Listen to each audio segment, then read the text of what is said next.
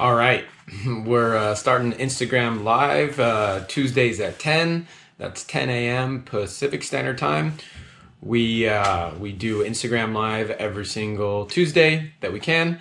So welcome to the show. Today we are talking about the Segway Ninebot Max.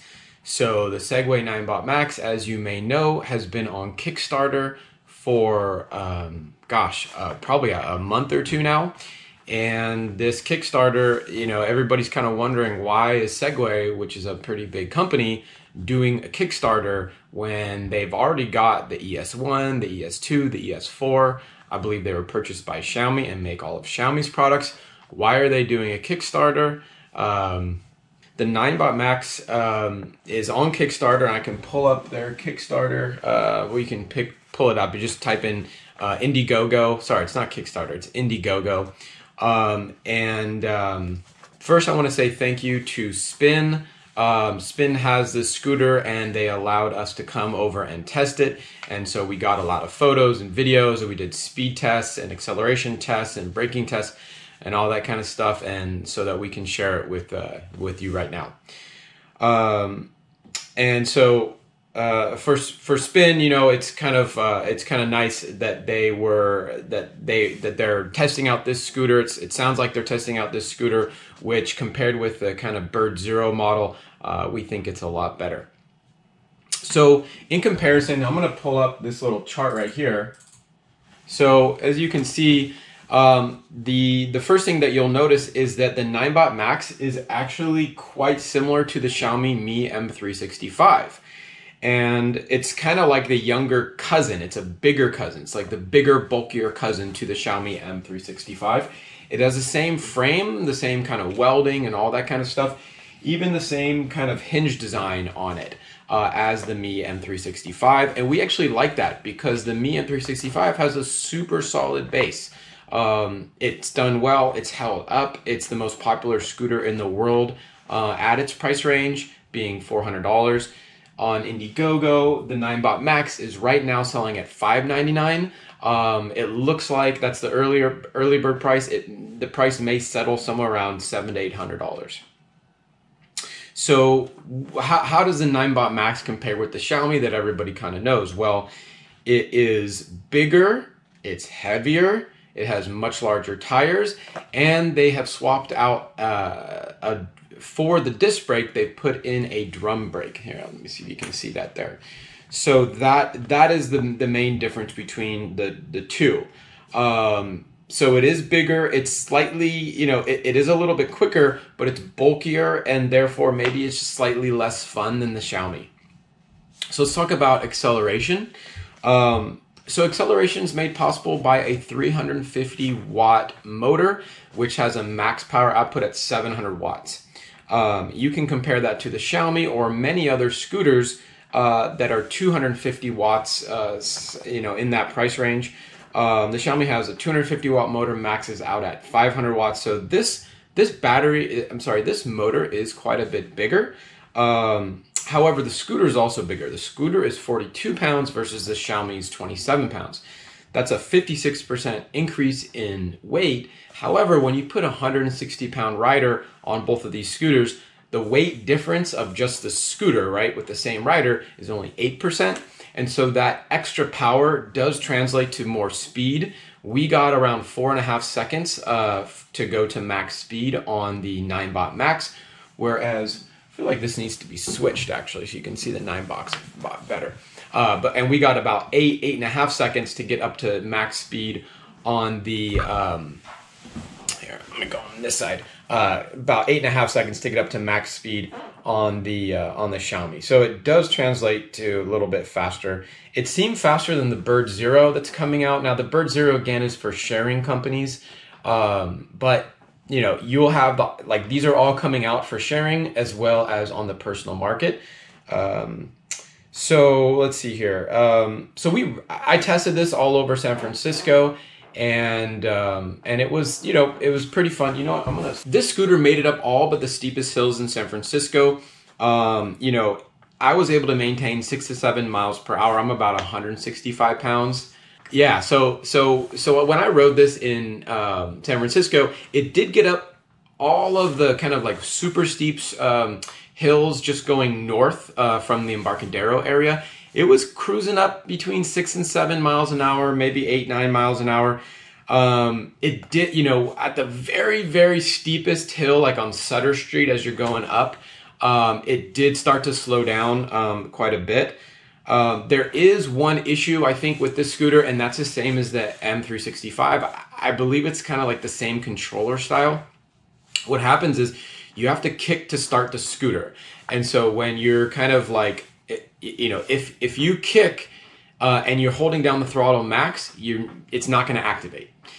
You have to kick it, get it up to 2 or 3 miles an hour, and then ease on the throttle, which is fine in most cases. However, when you're at the bottom of a hill, it can be an issue. So it took me 2 or 3 times on the bottom of a hill to actually kind of like have the scooter activate.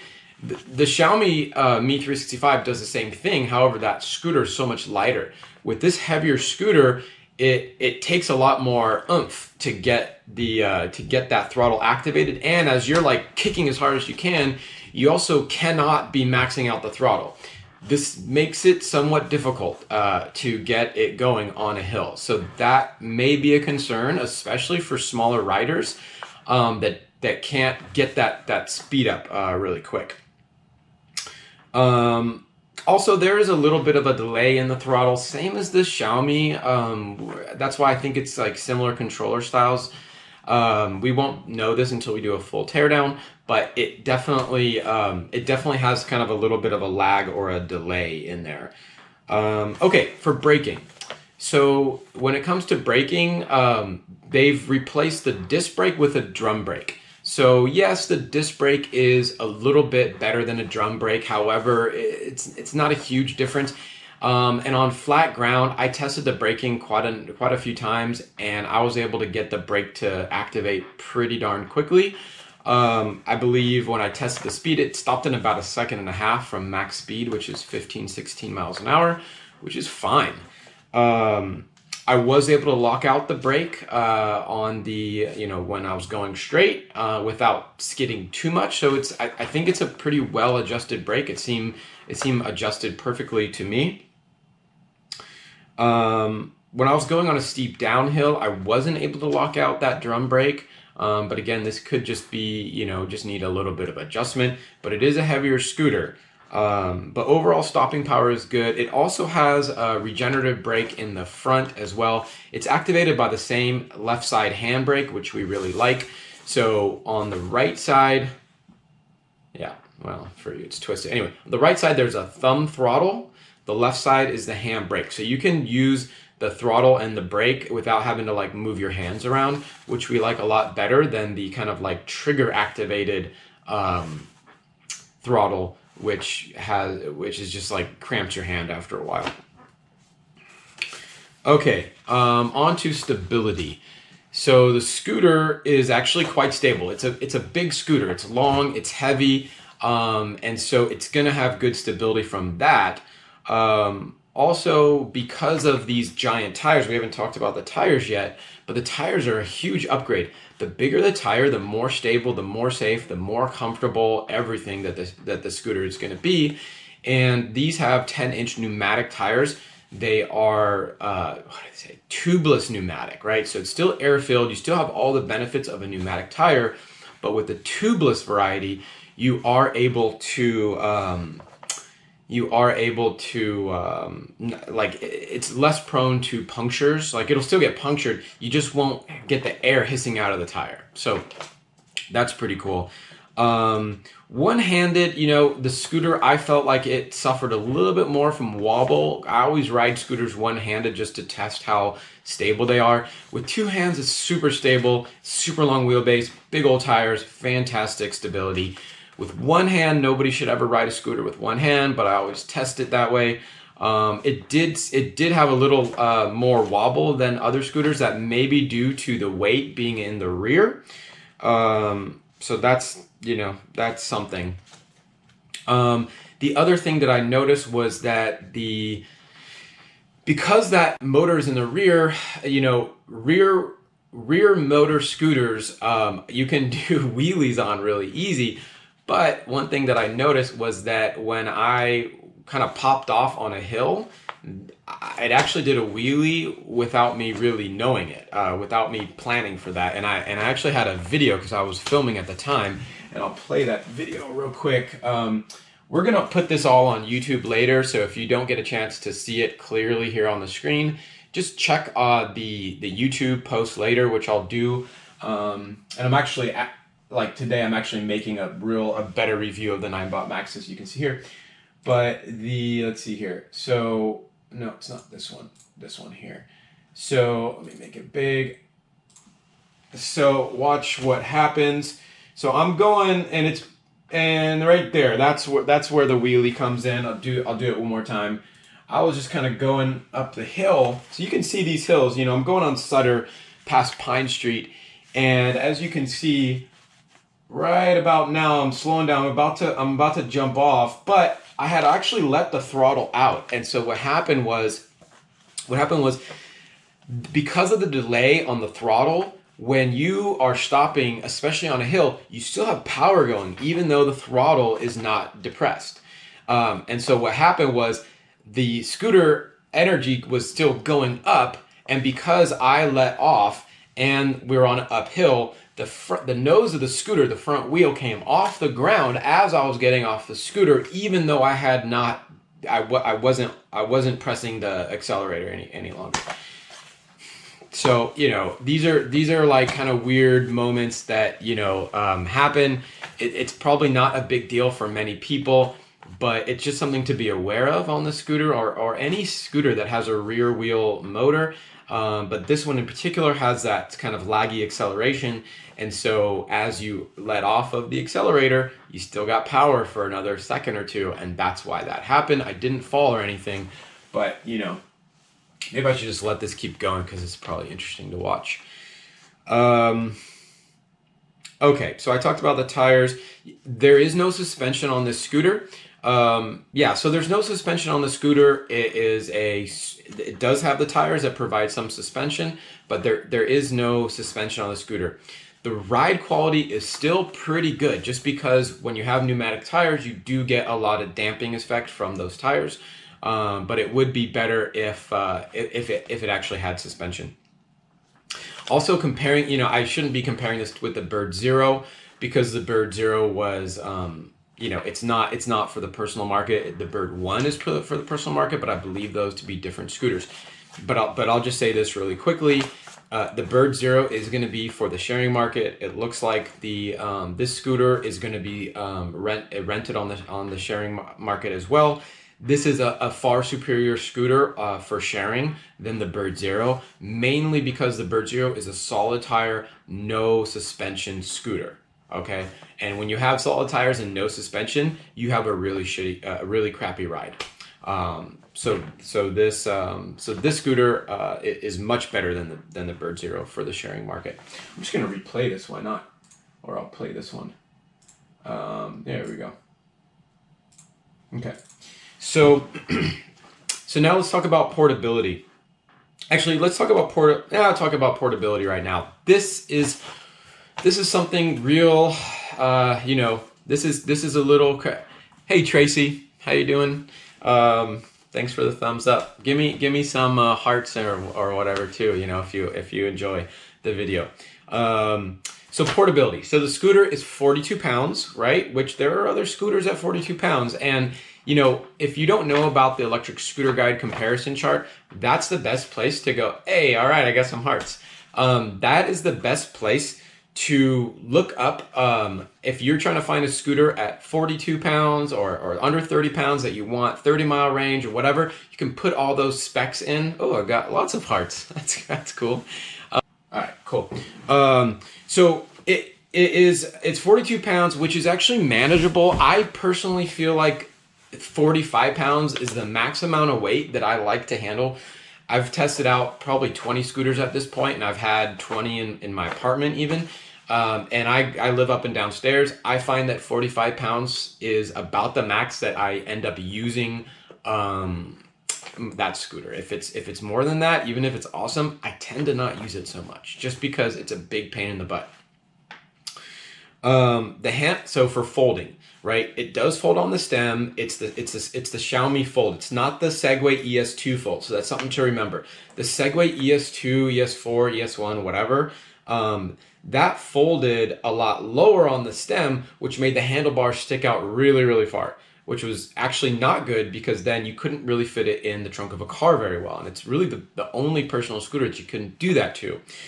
So this scooter here does have the Xiaomi Fold, which we do like. However, just like Xiaomi and GoTrax and the Swagger and a bunch of other scooters, the handlebars do not fold. And the handlebars are wide. They're 18.6 inches wide. But that's not the biggest problem. The biggest problem is that the folded dimensions are big. And basically it's the length that's the issue here. The length is 45.9 inches. And I've got a little graphic to show you right now called Does It Fit? Oh, let me just pull this up. Okay. So here's the deal. So I made this for the video that I'm working on, but I figured I'd just share it with you now. It's flipped for me, which I think will be correct for you. And the deal is, all right, is that part of owning a personal electric scooter is that you are able to fold it and put it in the back of an Uber or a car. Or like me, I meet my fiance for like, for a movie and then we Uber back together, right? Maybe I want to put it on a train. Maybe I want to put it under my seat at a restaurant, right? I can do that with most every other scooter out there. Guess what? You can't do it with this scooter. Not easily, at least. So the deal is that you've got, I can't read this because it's backwards for me, but the Ninebot Max is 117 centimeters long. And I did a little research looking at the size of trunk space in a car, and all of these popular models of cars are actually too small for you to put this particular scooter in just straight up. You would actually have to put the scooter in sideways. If you have stuff in the back of the car, you're gonna have to move all those things around. If you have an Uber, you're gonna have to negotiate with the driver to take some of their water bottles or whatever they keep in their trunk out. I don't think this is a small point. I think this is actually a big point for this scooter, and I think this is something that everybody needs to think about before they purchase this, is that it's a lot of the benefits in terms of portability for a personal scooter are made null because of the scooter's size, and it's mostly the length. The width is still pretty wide. It's got 18.6 inch handlebars that of course don't fold, but it's the length that's the killer here. And what I'm making a video about, which I'm about to post on YouTube later today, is that what my gut is that this scooter was made for the sharing market, not for the personal market. And it's kind of an issue because for the sharing market, you don't really care about size, right? The sharing market, they're trying to make scooters big and bulky and sturdy because you don't need to take them up flights of stairs. You just leave them wherever you want to leave them. But for the personal market, you're taking the scooter with you most of the time, right? You're putting it on your desk at work. You're taking it upstairs to go home. You're taking it on BART or public transportation with you. And so you need to be able to put that scooter into small places. This is the least portable scooter that we've really ever tested. Now there's the Dualtrons and things like that, which of course are even less portable, but that is, I think, a kind of a different use case when you have 50-mile-an-hour scooters, right? This particular scooter's use case should still, I believe, and it's marketed as such, as a personal scooter to take with you every day. And it's just harder because it's less portable than others. Okay, enough with that point. Let's move on to the handlebars and cockpit, okay? So I'm gonna take this down. I'll just keep this video playing, whatever. So the handlebars and cockpit. So you've got on the right side, you've got your thumb throttle. On the left side, you've got the handbrake. Also on the left side, you've got a a twisting style bell, okay? So the left side, you have a bell. Now, if you need to brake quickly, right, you got to use your left hand for braking, but also your left hand is the bell, right? As you can actually kind of see in the video here, right here, you've got a bell at the same place as the brake. So you can't really hit the bell and the brake at the same time because you need your whole hand to do both. So, yeah, whatever. So don't use the bell. If you need a brake, just brake, right? The front light is mounted pretty high. It's not an extremely bright light, but it is mounted high, which we like over lower mounted front lights, just because cars can see you better if the front light is mounted higher. The rear light is actually a little bit smaller than we would have liked. It's mounted, of course, on the fender like basically all other electric scooters with rear lights. It does blink when you hit the brakes, which is nice. We always recommend having a additional rear light on the back of your helmet. Okay. And I'll post a link to the front light and the rear light that we recommend. If you're watching this on YouTube, I'll post that there. The design for like functions and all that stuff is actually pretty similar to every other scooter. It's not much to talk about. You hold down the power button to turn it on, hold it down again to turn it off. While it's on, you just press the button once to turn the front light on and off, front and rear lights to turn them on and off. Same with most every other scooter. And then you double click that power button while the scooter's on to change the modes. And it has 3 riding modes, you know, kind of slow, medium, and fast. Fast being about 16 miles an hour top speed. We talked about the accelerator being a bit laggy and how that kind of messes things up. And I showed you the video already, but I guess I could show it again. It's coming up here in about 1 minute and 20 seconds. You'll see where it pops a wheelie after I actually let off the accelerator and I'm on an uphill. You can see the display in direct sunlight, which is nice. A lot of scooters you cannot. The Swagger 5 being kind of like the worst one of the bunch, where you can't see. Probably the best display being the Unagi Model 1. The grips, the build quality, fantastic. I love the grips on this scooter. They're great, and even the throttle and kind of paddle there is really well built. So final thoughts. We're about done here, but final thoughts on this scooter. So the range will be excellent. It says 40 miles. It's not going to be 40 miles, right? You have a 550 watt hour battery with a 350 watt motor. You're not going to, you know, unless you're going the 9.3 miles an hour on purely flat ground and probably no stops, you're not going to get 40 miles. You never do, right? Most likely you're going to get 20 to 25 miles of range out of the scooter, which for real world range is actually very, very good. There are scooters that are better, but this is it's quite big for range. If we, you know, and again, this is really built for sharing, and so for the sharing market, you do want to have that range. It also, one thing I forgot to mention, but it also has a built-in battery power adapter, right? So the power adapter is so that you don't have to carry your power brick to charge it. You can simply plug in any power cord, those little 3 kind of hold power cords, right into the scooter, and it will kind of convert that power for you. Now, people are a little bit scared because what if that breaks? Well, guess what? There's redundancy built into the system. Not only do you have the power adapter plug, but you also have a plug for if you have your own power adapter, there's a separate plug on the side. So you have both of those. So that shouldn't be a problem, but it's really interesting that they did all that power stuff when the scooter gets claimed 40-mile range. So it you know, again, this is why I think that this scooter is really built for the sharing market, because it just has this maximum range. So, you know, in the field, you don't have to charge it as much. But for a personal owner, most owners go 6 to 7 miles max for the day, right? Very, very few personal owners get up to 15, 20 miles a day. It's actually very exhausting to go more than about 10 miles straight, because I do all the range tests on these scooters. And it really sucks to go more than 10 miles. It takes hour and a half, and you're exhausted by the end of that. So again, scooters are for 2-3 miles max each way for your ride. And for those use cases, they're fantastic.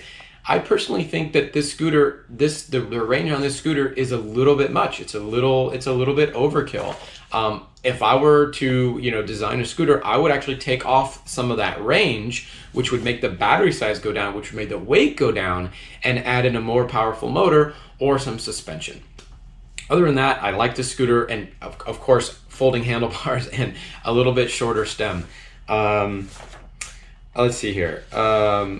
Yeah, so the final word is that this scooter is built for the sharing market.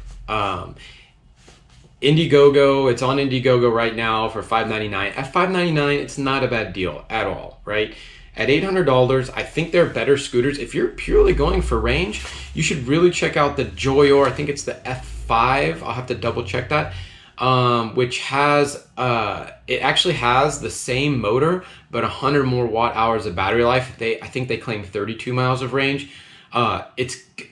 You're actually gonna get more range out of that scooter than this one. It's smaller, it's more portable, and so again, it's this is a good scooter, but I would thoroughly check to see if you need the range, and that extra range and portability issues are pretty apparent on this scooter, and I would just kind of like really have yourself a think about that before you go ahead and buy this.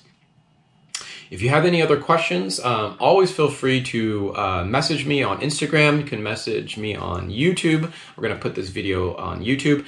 Also, the electric scooter guide, if you don't know about it, the website electric-scooter.guide.